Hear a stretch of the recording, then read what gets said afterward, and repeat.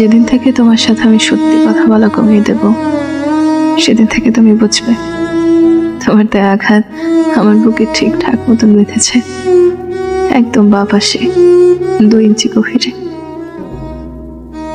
এরপর আমি আর কোনো প্রশ্ন তুলব না তোমার নামে। নীরবতা যে কতটা ভয়ঙ্কর হয় তুমি তা সেদিন বুঝতে পারবে। মিলিয়ে নিও।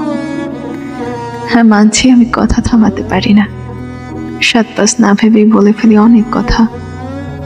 সামান্য কিছু আমায় দমিয়ে রাখতে পারে না। কেবল একটা জিনিস আমায় চুপ করিয়ে দিতে পারে, বাধ্য করতে পারে সরে যেতে। আঘাত পেলে চোখের জল নিজ হাতে মুছে ফেলার দুঃসাহস দিতে পারে, আর তা হলো আমার আত্মসম্মান। আমি সবকিছুতে ছাড় দিতে পারি,